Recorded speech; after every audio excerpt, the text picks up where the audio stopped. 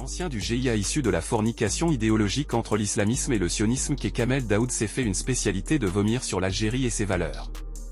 La constance de Daoud de revendiquer son statut de bougnoul au service du colon français pourrait être un sujet d'étude pour tous les psychiatres et experts en syndrome du colonisé. L'écrivaillon Daoud David qui a pondu une prétendue contre-enquête sans consistance pour réhabiliter Camus nous incite à penser que l'enquête qu'il faudrait mener devrait plutôt examiner si ce Daoud a bien toutes ses facultés mentales, lui qui cognait sa femme régulièrement. Contrer le courant représenté par Daoud relève du devoir national. Ce courant révisionniste auquel appartient aussi Boualem Sansal, qui a tété la vache quand il était au ministère de l'énergie où il a profité de la rente jusqu'à l'ivresse, doit être combattu pied à pied.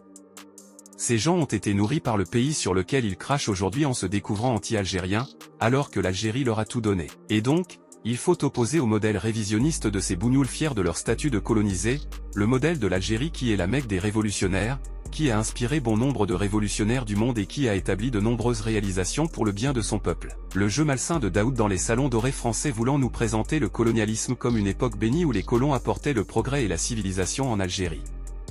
Non, messieurs les renégats, cette bonne terre d'Algérie, ce soleil radieux, n'appartiennent pas aux colons venus d'outre-mer. L'extrémisme se nourrit de lui-même et l'on ne peut qu'être esséuré de voir l'acharnement des médias français à s'attaquer contre tout ce qui est opposé à l'entité sioniste et au génocide qu'il commet à l'encontre du peuple palestinien. Évidemment, chacun sait que celui qui paie l'orchestre choisit la musique. Le combat contre les larbins du colonialisme et du sionisme est un devoir pour rétablir la vérité historique, une mission patriotique.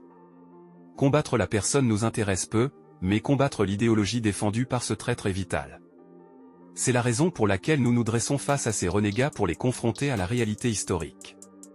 Vous êtes payés et aujourd'hui récompensés du prix Goncourt, afin de déverser vos mensonges et déféquer sur les chaînes françaises et dans les salons parisiens. Je leur rappelle que l'Algérie est grande, pas seulement par son armée et par son histoire, elle est grande par le dévouement du peuple algérien à sa patrie. Dans notre sol, il n'y a pas comme richesse que le pétrole, le gaz, le phosphate, et les terres rares, il y a les martyrs.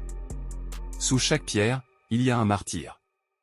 La terre algérienne a été abreuvée de leur sang. L'Algérie française est morte en 1962 et elle ne reviendra pas. Ces tristes cires n'ont pas le logiciel pour étudier l'Algérie d'aujourd'hui.